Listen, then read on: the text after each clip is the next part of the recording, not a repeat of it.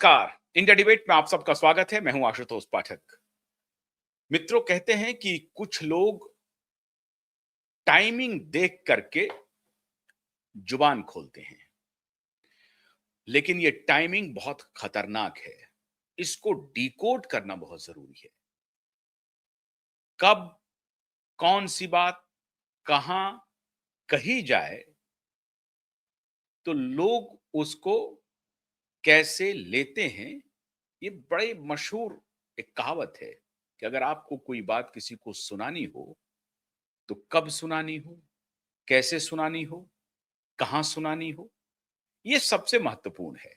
और इसकी अगर आपको जानकारी हो जाए तो फिर कहने ही क्या। आजकल महान म्यूजिक डायरेक्टर जो दिलीप कुमार राजगोपाला हैं, वो दिलीप कुमार राजगोपाला कहीं गौण हो गए हैं और दिलीप कुमार राजगोला गोपाला के सामने एक अल्लाह रखा रहमान आ गए हैं, ए आर रहमान। कहां तो दिलीप कुमार राजगोपाला थे और कहां वो ए आर रहमान हो गए। अब फिर बड़ी टाइमिंग बहुत इंपॉर्टेंट है। बहुत सोच समझ करके दिलीप कुमार राजगोपाला जो है कोई निर्णय ले रहे हैं। कई बार जिंदगी में अनायास ही कुछ निर्णय हो जाते हैं, हो सकता है कि अनायास ही निर्णय हो, लेकिन ये महज संयोग नहीं है। 1989 साल है, उम्र है 23 वर्ष। धर्म का कन्वर्जन, सनातन से बदल करके बन गए वो आप इस्लामिस्ट।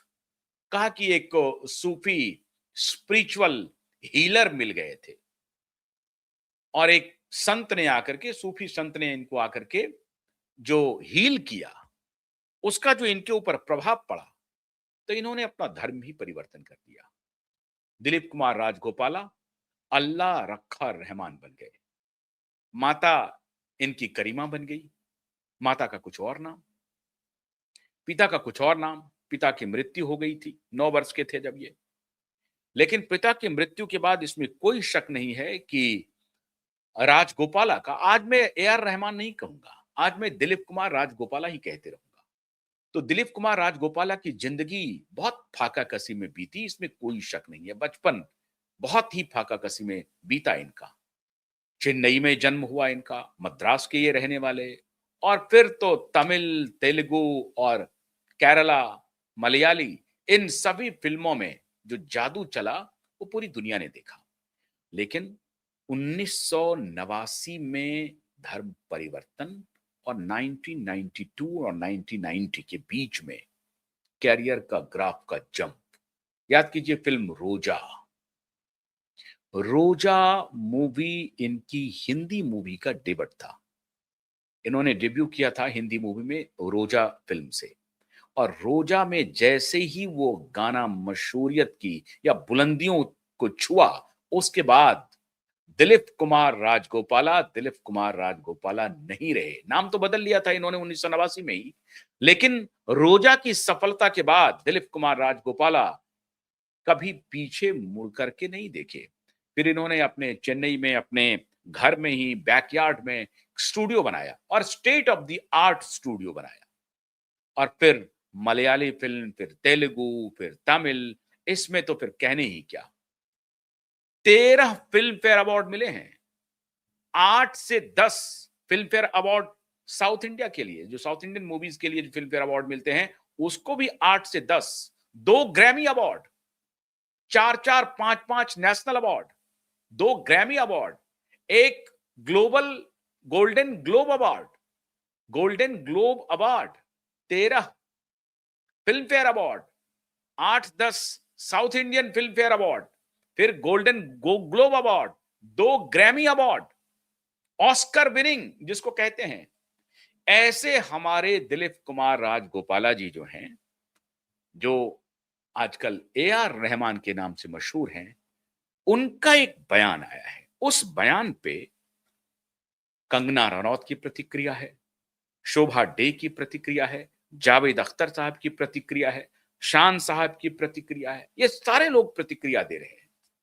जावेद अख्तर कह रहे हैं कि मुझे नहीं मालूम ऐसा उन्होंने क्यों बोला।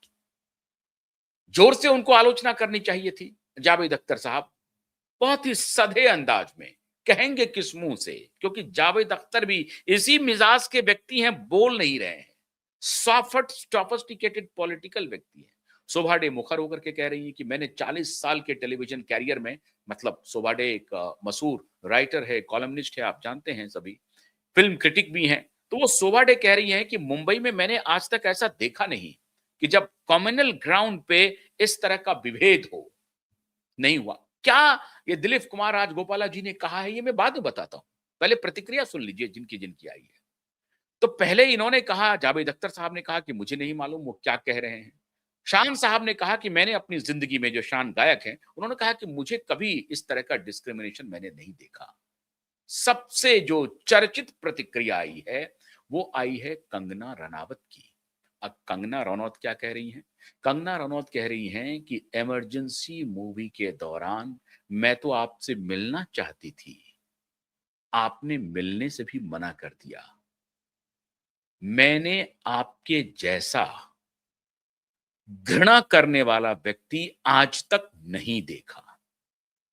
बॉलीवुड में on the basis of communal communal ground आप जिसको कहते हैं, कॉम्युनल ग्राउंड के आधार पर, कॉम्युनल ग्राउंड पर आप जिस तरह से लोगों के साथ व्यवहार करते हैं, मैंने आपसे ज्यादा बड़ा हेटफुल इंसान नहीं देखा। आप हेट करते हैं।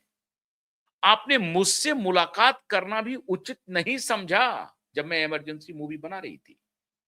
तब भी आपने मेरे से वही व्यवहार किया। और आज जब आपने कहा है, अब उन्होंने क्या कहा, अब जरा वो सुन लीजिए। आप सब जान गए होंगे, जब भी मैं आपके पास इस तरह की विवेचना लेकर के आता हूं, तो मैं उन मुद्दों पर ज्यादा कम सोचता हूं आपको बताऊं जो ऑलरेडी आप जानते हैं। ए आर रहमान ने जो कहा है, ए आर रहमान जी ने कहा है कि पिछले 8 वर्षों से बॉलीवुड थोड़ा डिविसिव हो गया है, और छावा में जो मैंने काम किया वो भी डिविसिव लाइन पे था, लेकिन उससे मुझे 10 करोड़ रुपए मिले, तो मैंने किया, और इसलिए मुझे काम नहीं मिल रहा है। मे बी उसका रीजन ये हो सकता है कि religious fundamentalism and the word he use, the people who are not having creativity, they are in the power. This is the verbatim. A.R. Rahman, what A.R. Rahman is saying, that people who are not having creativity, they are into power now. Whom he is referring to? Is it Narendra Modi is a creative guy, or Amit Shah is a creative guy? Whom he is referring to? Who are non-creative, Bollywoodian, and they are in power? Whom he is referring to? We need to understand. अभी ये जो बहुत ही सधा हुआ बयान आया है, बयान एक तो ये आया कि जो नॉन क्रिएटिव लोग हैं वो पावर में आ गए हैं। कौन पावर में आ गए हैं?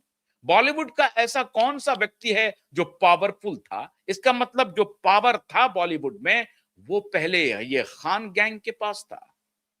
ये जो शिफ्ट ऑफ पावर है उसको एक्नॉलेज कर रहे हैं दिलीप कुमार राजगोपाला।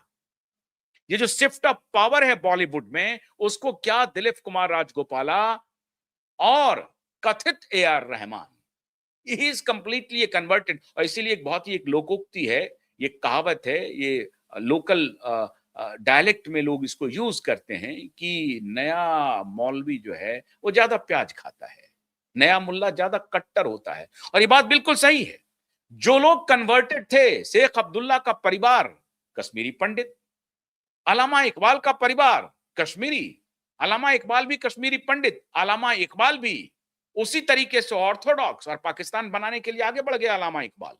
तो जो लोग कन्वर्ट किए हैं वो ज्यादा स्टबर्न हैं, वो ज्यादा ऑर्थोडॉक्स हैं। क्या ये ऑर्थोडॉक्सी माननीय राजगोपाला जी में भी आ गई है? दिलीप कुमार राजगोपाला जो 23 वर्ष में कन्वर्ट हुए थे। अब आपको मालूम है कि मोहम्मद अली जिन्ना के पिताजी, मोहम्मद अली जिन्ना कब तक हिंदू थे? उनके पिताजी 45 वर्ष के बाद कन्वर्ट हुए थे। खट्टर साहब, ठक्कर साहब। तो ठक्कर साहब जब परिवर्तित हुए, तो उसके बाद वो इतने परिवर्तित हो गए कि धर्म के आधार पर उन्होंने देश का विभाजन करवा दिया। तो ये है दिलीप कुमार दास की कट्टरता। अब उन्होंने कहा क्या और कहां कहा, और ये टाइमिंग क्यों महत्वपूर्ण है? ये मामूली घटना नहीं है।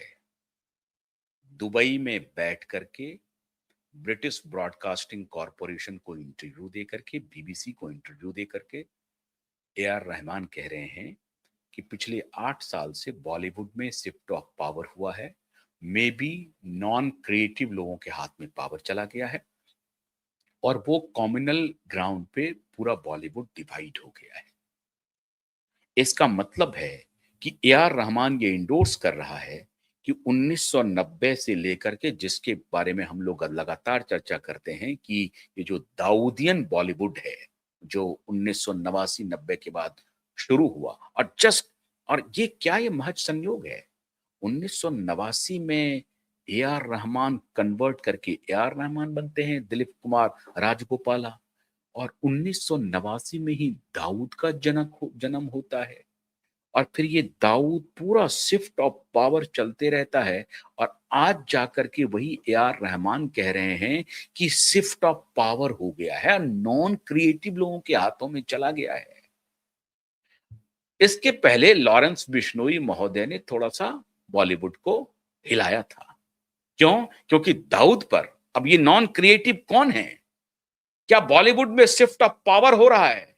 क्या पूरी फिजा बदल रही है? क्या पूरी फिजा राइट विंग हो रही है? क्या पूरी फिजा अब तक जो चलाया जा रहा था, एक वर्ग विशेष को कहा जा रहा था चापलूस, चंदन टीका लगाने वाले को चोर कहा जा रहा था, भ्रष्टाचारी कहा जा रहा था, क्या उसके खिलाफ माहौल बन रहा है? क्या अब तक जो बॉलीवुड ने नैरेटिव सेट किया था एंटी सनातन का, क्या उसके खिलाफ माहौल बन रहा है? क्या उसको इंडोर्स कर रहे हैं ए आर रहमान? और कहां बोल रहे हैं ये? बीबीसी पर बोल रहे हैं। आपको हमको ये लग रहा हो कि नहीं ए आर रहमान ने आकर के गुस्से में बोल दिया होगा क्योंकि उनको काम नहीं मिल रहा है। काम बिल्कुल नहीं मिल रहा है, काम मिलना भी नहीं चाहिए। क्यों नहीं मिलना चाहिए? 2012-14 के बाद इन्होंने आज तक एक भी हिट फिल्में नहीं दी है।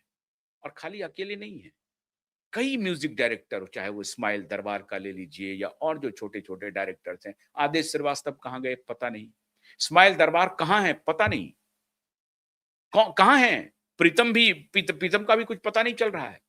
हालात मित्रों ये है कि संजय लीला भंसाली पद्मावत में और बाजीराव मस्तानी में स्वयं म्यूजिक देते हैं। अब आप कल्पना कीजिए, संजय लीला भंसाली प्रोड्यूसर हैं, संजय लीला भंसाली डायरेक्टर हैं, संजय लीला भंसाली लिरिसिस्ट भी हैं और म्यूजिक डायरेक्टर भी हैं। अगर लिरिसिस्ट नहीं है तो म्यूजिक दे दिया उन्होंने, तो म्यूजिक डायरेक्टर भी संजय लीला भंसाली हो गए बाजीराव मस्तानी में और सुपर हिट हो गया। और फिर उसके बाद पद्मावत में भी म्यूजिक दे दिया। तो संजय लीला भंसाली का दौर चल गया, माननीय रहमान साहब को नहीं मिल रहा है। रहमान साहब को मिल रहा है तो वो चल नहीं रहा है। छावा में जो मिला वो छावा कोई बहुत ऐसा धूम धड़ाका कर दिया ऐसा नहीं, फिल्म जरूर हिट हुई, लेकिन पैसे ले लिए रहमान साहब ने।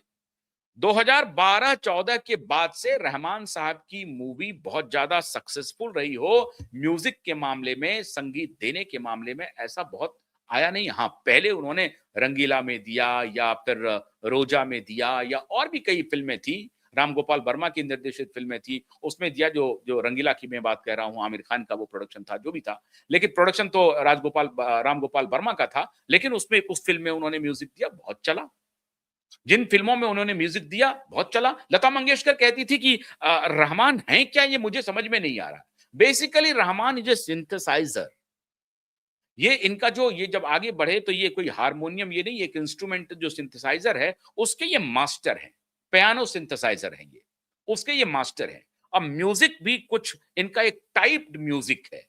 अब उस टाइप म्यूजिक म्यूजिक से जिनको जितनी इनको सफलता मिलनी थी मिली, लेकिन सिर्फ इनको इसलिए नहीं मिल रहा है म्यूजिक देने का मौका क्योंकि ये मुसलमान है।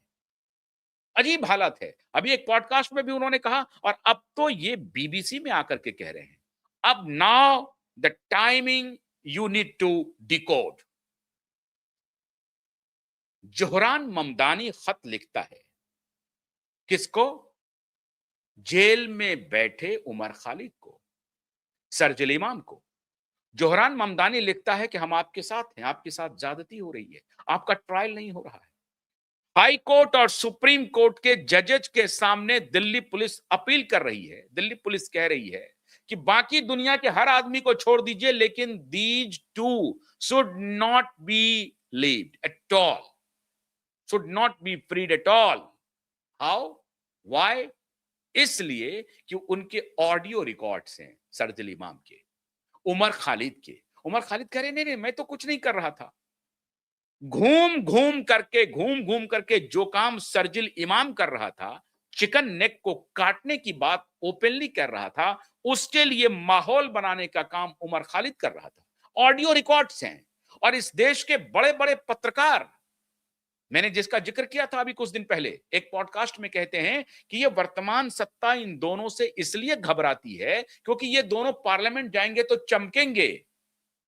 इनकी इच्छा है कि ये दोनों पार्लियामेंट जाएं और पार्लियामेंट में चुन करके एंटी सनातन, एंटी नेशन अपना पूरा थ्योरी गढ़ें।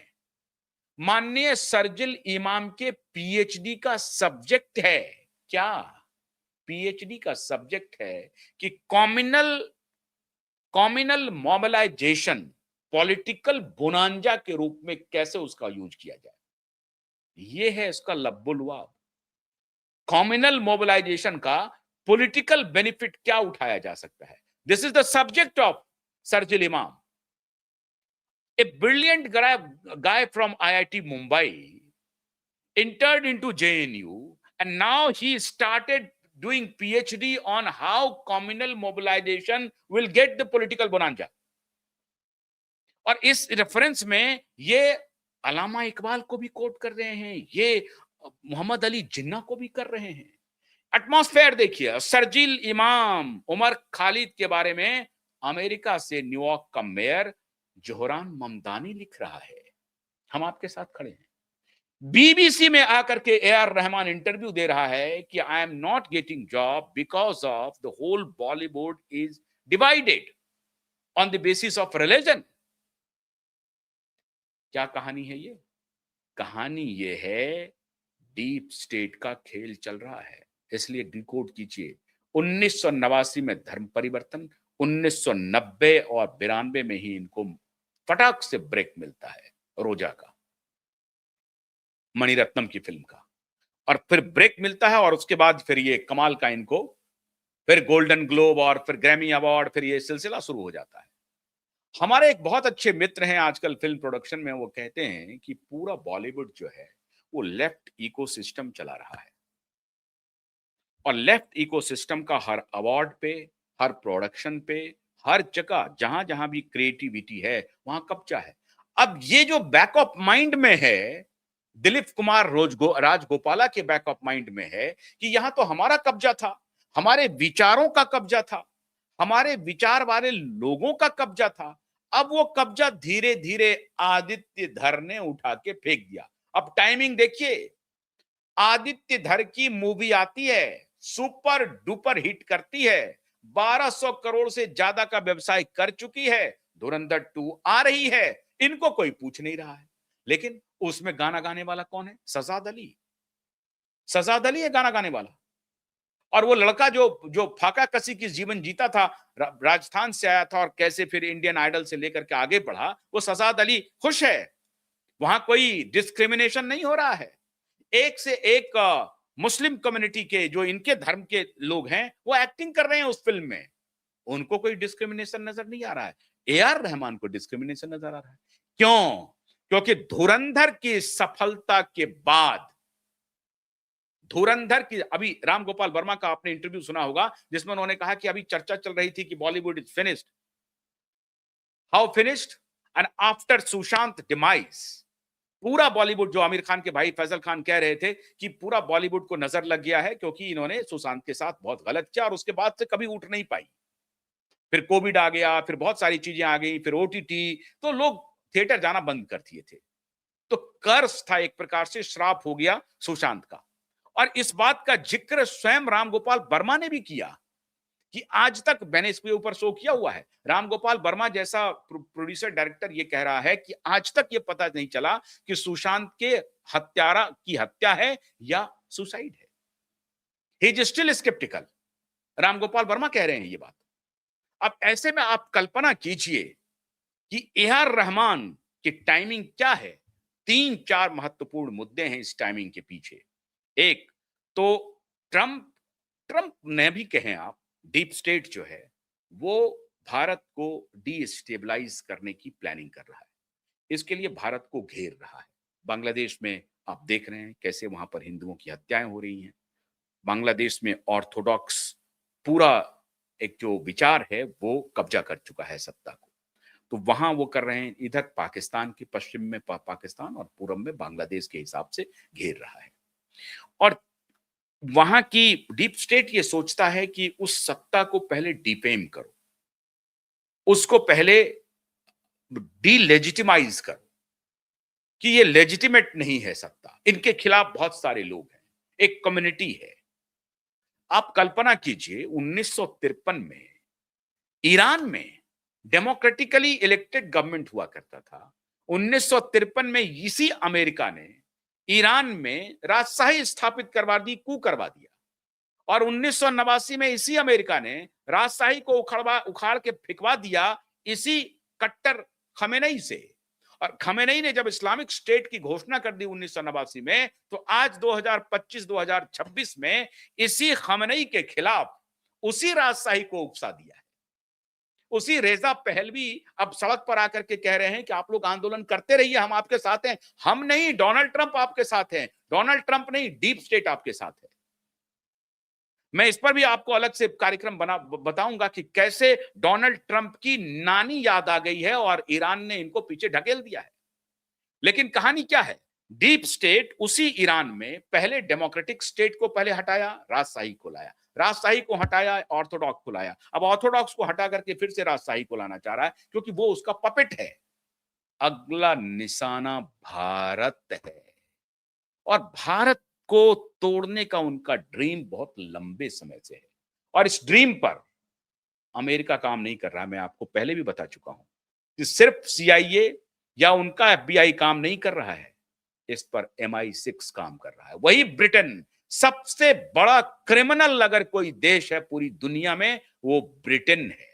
ये ब्रिटेन का ही क्लान अमेरिका में है। वही MI6 षड्यंत्र रच रहा है। उसी MI6 के बहाने सारा खेल चल रहा है। और यही MI6 का ऑपरेटिव्स है ये ब्रिटिश ब्रॉडकास्टिंग कॉरपोरेशन BBC। और वही ऑपरेटिव्स दुबई पहुंचता है। और वही ऑपरेटिव्स AR रहमान, एक सेलिब्रिटी म्यूजिक डायरेक्टर है जिनको एक कम्युनिटी पूछती है, पूरा देश पूछता है।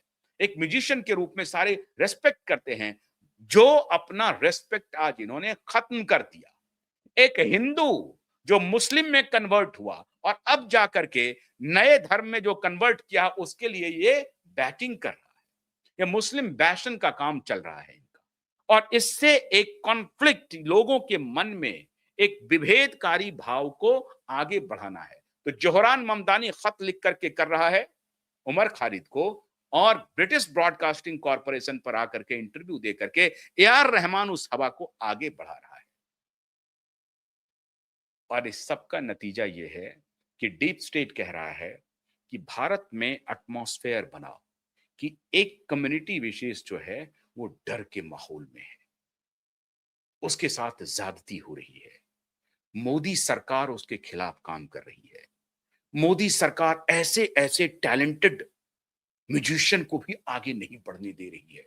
उमर खालिद को जेल में डाल रही है। शर्जिल इमाम इतना ब्रिलियंट लड़का है, उसको जेल में डाल रहा है। ये माहौल बनेगा और ये फिर धीरे धीरे उस कम्युनिटी में, उनके दिमाग में जहर के रूप में बोया जाएगा, बो दिया गया है। और इसीलिए BBC पर जब छापा पड़ा था मुंबई में, तो इनकी हैकड़ी बंद हो गई थी, ये कैसे मनी लॉन्ड्रिंग कर रहे थे। ये खेल, ये स्टेटमेंट, ये छोटा स्टेटमेंट नहीं है।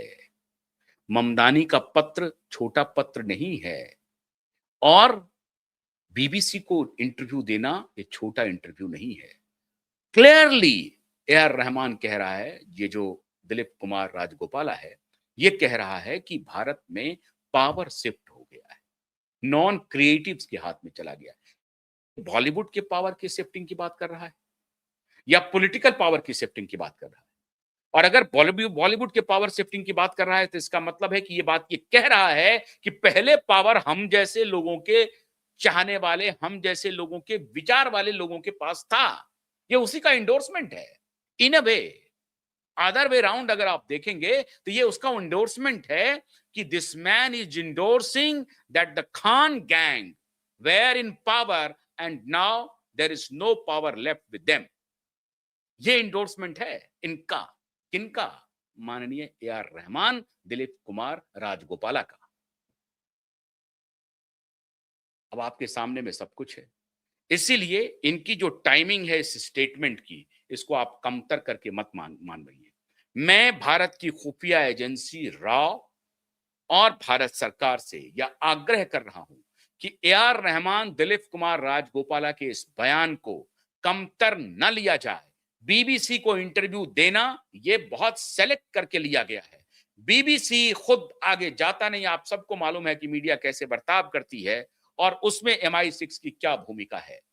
मैं बार बार कह रहा हूं कि टर्की में जो MI6 का जो चीफ हुआ बाद में, वो पहले टर्की में एम्बेसडर था इंग्लैंड का और वही बाद में MI6 का चीफ बना। तो ब्रिटिश ब्रॉडकास्टिंग का वो जो जो आदमी इनका इंटरव्यू ले रहा है, वो पूरे मन मिजाज से लग रहा है कि वो मन बना कर आया है कि वो सवाल इस तरह से पूछेगा और उसका ये जवाब देगा। तो it was not a spontaneous answer of a question by AR Rahman. It was a foolproof, deliberate answer and deliberate question asked by BBC correspondent or BBC broadcaster, and he replied. Complete deliberation है उसमें। ये stand alone नहीं है। On the spur of the moment नहीं है। Somebody asked some question and in a light moment, in a light way, he replied like this. No, no, this is like divisive. No, he was very much concerned. Whatever he was saying, he was absolutely concerned about the statement, whatever he delivered. And the statement was that the Bollywood is completely divided. It is divisive. तो धुरंधर से ये सभी घबरा गए हैं। धुरंधर के बाद भी कुछ मूवी आ रही है, उसमें भी इन लोगों के अब सो कॉल्ड, अब ये देखिए धीरे धीरे परत खुलता जा रहा है। भारत सरकार का एक कार्यक्रम हुआ मुंबई में। क्यों हुआ? अब ये लाइनिंग कैसे चल रही है? भारत सरकार का एक कार्यक्रम हुआ जो डिजिटल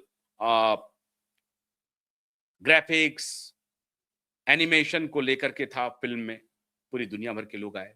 उसमें उन्होंने एक बोर्ड बनाया। उस बोर्ड में बॉलीवुड का जो बादशाह है भाईजान, उसको बाहर कर दिया। सलमान खान को बाहर कर दिया। आमिर खान थे, शाहरुख खान गए नहीं, सैफ अली खान दिखे थे, लेकिन सलमान खान को बाहर कर दिया। अब भाईजान बाहर हो गए साहब। भाईजान से ही तो चलती थी पूरी ताकत, वहीं से इन्होंने लिया होगा क्यों कि now power is in the hand of non creative people. ये क्यों ये ले रहे हैं वहां से? क्यों साहब? क्योंकि हेजिमनी जो थी सलमान खान की वो खत्म हो गई। सलमान खान तो बगले झांक रहा है, बुलेट प्रूफ कारें मंगा रहा है, बालकनी को शीशों से कैद कर रहा है क्योंकि लॉरेंस का डर है। तो अब इनको लग रहा है कि सत्ता शिफ्ट हो गई है। बात ये सही कह रहे हैं, पावर शिफ्ट तो हुआ है, लेकिन पावर शिफ्ट डिस्क्रिमिनेशन के लिए नहीं हुआ है। पावर सिर्फ डिस्क्रिमिनेशन के लिए नहीं हुआ है कि यार रहमान को, चूंकि वो मुसलमान है इसीलिए इनको हम कोई म्यूजिक बनाने के लिए नहीं आमंत्रित करेंगे। ऐसा भारत में नहीं होता है। ऐसा भारत में नहीं होता है। और इसीलिए मैं कभी कभी कहता हूं कि थोड़ा सा और स्टडी करना चाहिए हम सबको। आपको जानना चाहिए अन्नपूर्णा देवी के बारे में। अन्नपूर्णा देवी अन्नपूर्णा ही रह गई। धोखा दिया अगर किसी ने तो पंडित रविशंकर ने दिया। अन्नपूर्णा देवी कौन थी? मुस्लिम थी अन्नपूर्णा देवी। और पंडित रविशंकर और अन्नपूर्णा के जो पिता थे वही इनके गुरु भी थे। बिग अलाउद्दीन खान या क्या नाम था, मैं भूल रहा हूं अभी उनका, अन्नपूर्णा देवी जी के पिता का। बॉलीवुड कभी डिस्क्रिमिनेशन नहीं किया। कहते हैं कि लता को भी आगे बढ़ाने में बहुत सारे जो म्यूजिशियन थे वो इनके द्वारा जो ये जो परिवर्तित कम्युनिटी है उनके थे। बॉलीवुड में कभी डिस्क्रिमिनेशन नहीं हुआ। तो ये डिस्क्रिमिनेशन का बहाना बना करके इन्होंने उस नैरेटिव को, जो डीप स्टेट का नैरेटिव है कि एक खास कम्युनिटी को भारत में दिक्कत हो रही है, इस दिक्कत वाले माहौल को बनाना है। तो ये फेल हो जाएंगे, क्योंकि अभी हम लोग हैं, इनकी चाल को समझते हैं। तो अपने मुस्लिम भाई बहनों से मैं यही कहूंगा कि आप लोग इनके चक्कर में मत आइए। कोई डिस्क्रिमिनेशन नहीं है। नॉन क्रिएटिव के पास में कोई पावर नहीं है, क्रिएटिव के ही पास में पावर रहेगा। धुरंधर आदित्य धर का अगर कामयाब हुआ है तो वो इसलिए कामयाब हुआ है कि बेहतरीन सिनेमेटोग्राफी है, बेहतरीन, बेहतरीन, सब कुछ बढ़िया, सदा हुआ स्क्रिप्ट, सदा हुआ फिल्मांकन, सब कुछ बढ़िया, और इसलिए धुरंधर 2 भी सफल होगा। तो अगर आप में काबिलियत है, आप में अगर काबिलियत है दर्शकों के आईबॉल को, दर्शकों के की पूरी एक प्रकार से दर्शक को अपनी तरफ खींचने की अगर आप में ताकत है, तो कोई आपको इस आधार पर नहीं हटा देगा कि आप मुसलमान हैं कि हिंदू हैं। That is immaterial. तो मैं मुस्लिम भाई बहनों से अनुरोध करूंगा कि इनकी बातों में मत आइए। ये और जोहरान ममदानी ये अपने एजेंडे पर हैं, और अगर इन्होंने मान लीजिए कि यूं ही कहा है, जो मैं नहीं मानता हूं, इतना बड़ा आदमी, ग्रैमी अवार्ड विनर, यूं ही नहीं कहेगा, और वो भी बीबीसी पर जाकर के नहीं कहेगा, क्योंकि उनको मालूम है कि वर्ल्ड वाइड में जा रहा है। And this interviews in English, it is not in Hindi, he doesn't know even Hindi very much. तो वो अंग्रेजी में ही इंटरव्यू कर रहे हैं, तो पूरी दुनिया में जा रहा है। अब देश का इतना बड़ा म्यूजिक डायरेक्टर जो ग्रैमी अवार्ड विनर है, 13 फिल्म फेयर अवार्ड मिले हुए हैं, 4 नेशनल अवार्ड विनर है, मैंने इनके सामने सारे म्यूजिक डायरेक्टर पानी भरते होंगे साहब, वो बहुत ये बोल रहा है। नैरेटिव की ताकत समझिए। उनसे कहलवाया जा रहा है कि एक कम्युनिटी विशेष जो है वो परेशान है, और बॉलीवुड में खास तौर से कम्युनिटी विशेष परेशान है, और बॉलीवुड सिंबल है यहां पर। तो this is the game plan. So we need to codify it and decode it. So I have decoded it. अब इसको आप समझिए, ये चल रहा है खेल। ईरान के बाद डीप स्टेट को आमंत्रित कर रहा है भारत में, लेकिन ऐसा चलने वाला नहीं है, क्योंकि ईरान ने ही इनकी नानी याद दिला दी। अभी वो वापस लौट चुका है, उस पर बाद में बताएंगे। लेकिन आप सभी सतर्क रहिए ऐसे दिलीप कुमार, राजगोपाला और AR रहमान से, क्योंकि ये आपको गुमराह करने की साजिश हो रही है। तो खैर, आप इस पर नजर बनाए रखेंगे। हमें उम्मीद है कि इनकी चाल में नहीं फंसेंगे, और सभी क्रिएटिव जो हिंदू मुसलमान को भूल करके बॉलीवुड में काम कर रहे हैं, वो काम करते रहेंगे। बहुत बहुत शुक्रिया। नमस्कार।